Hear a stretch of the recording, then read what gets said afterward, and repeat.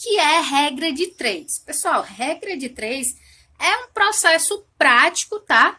Onde eu posso aplicar um cálculo que sempre vai ser do mesmo jeito, quando eu tenho grandezas proporcionais sendo analisadas. Então, na regra de 3 simples, o que acontece? Por que eu calculo desse jeito? Por que é uma regra de 3 simples? Então, quando nós conhecemos 3 valores em uma proporção e desejamos conhecer o quarto valor, ou simplesmente o valor de x, como nós atribuímos sempre o valor desconhecido, nós aplicamos o nome como regra de 3 simples. E nós temos as regras de 3 simples diretamente proporcionais e inversamente proporcionais. A regra de 3 simples diretamente proporcional, como é que ela é conhecida? É que na medida que uma grandeza aumenta, a outra grandeza também aumenta na mesma proporção. Ou o contrário, na medida que uma grandeza diminui, a outra também diminui na mesma proporção. E a inversamente proporcional? Aí já as grandezas se relacionam ao contrário. Na medida que uma aumenta, a outra grandeza diminui. Ou vice-versa, na medida que uma grandeza diminui, a outra aumenta. Temos o passo a passo para resolver uma regra de 3, tá? Não mais do jeito que a gente resolveu lá, como se fosse uma proporção, mas agora para aplicar mesmo o método de resolver regra de 3. Primeiro passo é montar uma tabela organizando as grandezas. O segundo passo é verificar se as grandezas são diretamente proporcional ou inversamente proporcional. O terceiro passo é aplicar a propriedade fundamental das proporções, propriedade essa que nós vimos nas aulas anteriores, ou simplesmente a multiplicação em x, né, como é conhecido. E o último passo é resolver a questão com os cálculos que a gente já conhece. A gente vai aprender na prática como é que se resolve uma regra de 3, certo? Com grandezas diretamente proporcionais. Primeiro a gente tinha resolvido a questão lá da festa de aniversário da Bruna, né, com os bolos, utilizando apenas o conceito que a gente já conhecia de proporção. Agora a gente vai resolver a mesma questão, mas usando lá os passos que nós vimos anteriormente. Então, de novo, relendo a questão, a gente tem o seguinte: para a festa de aniversário de Bruna, serão preparados 5 bolos.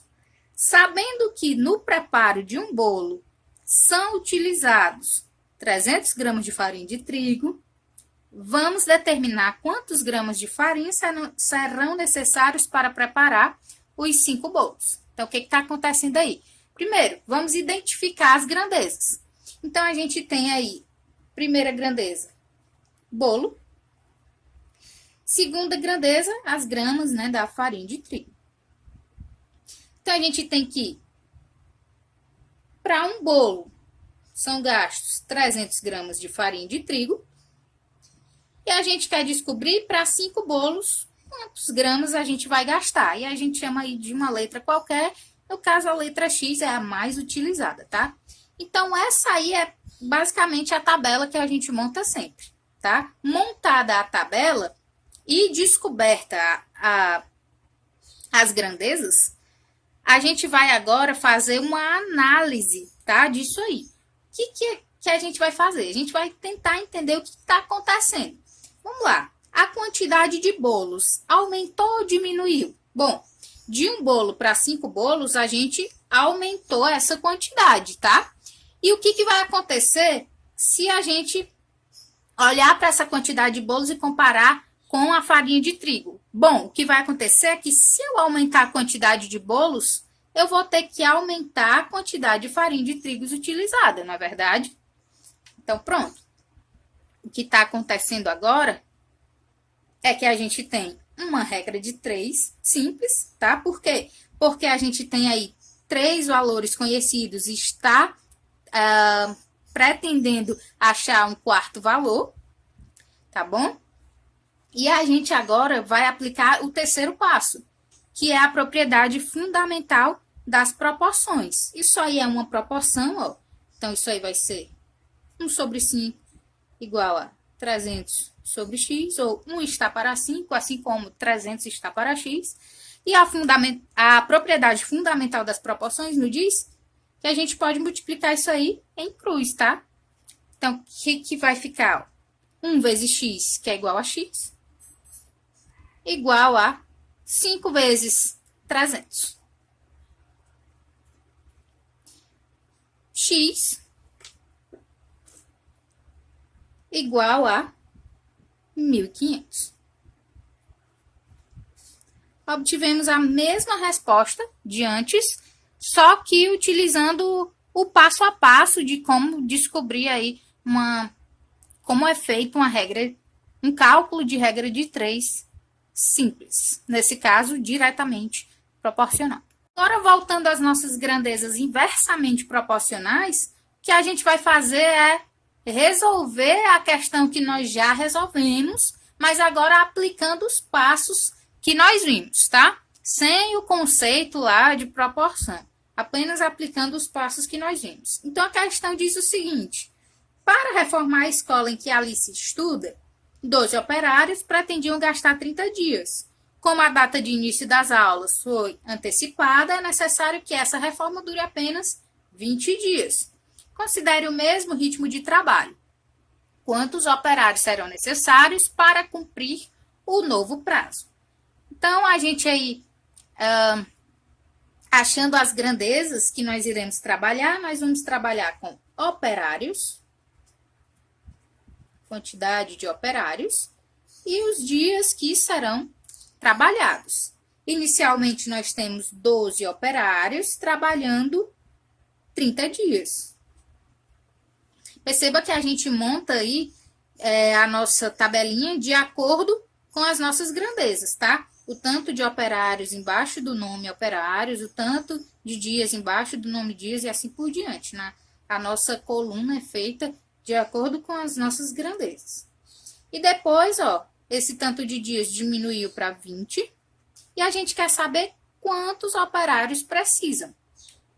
A partir daí, identificadas as grandezas, montada a tabela, o que a gente vai analisar?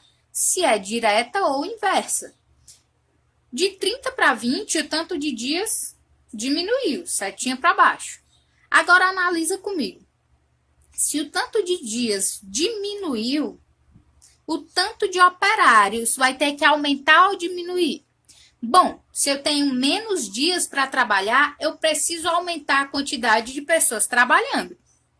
Tá bom? O que caracteriza aí uma regra de 3 inversamente proporcional.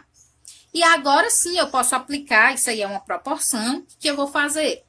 Vou botar aqui 12 sobre x igual a 30 sobre 20. Com uma diferença, pessoal. Qual é a diferença?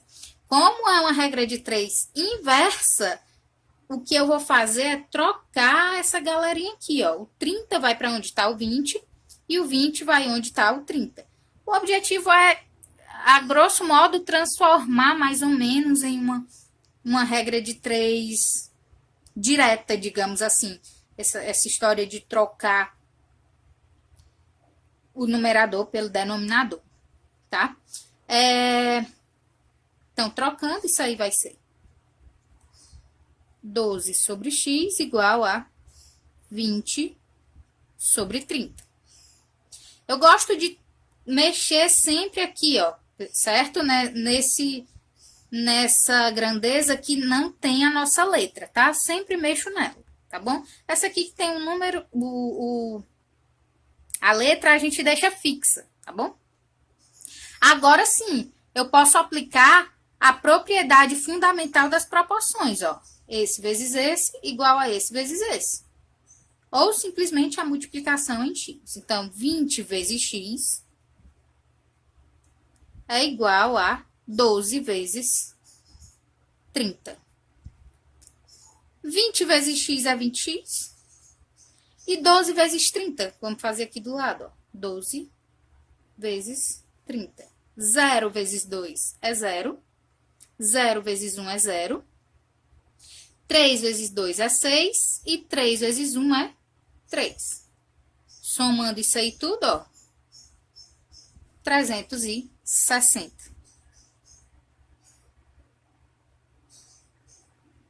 Esse 20 que está multiplicando com x passa para o outro lado com a operação inversa, que é a divisão. Então, passa dividindo. X igual a 360 dividido por 20.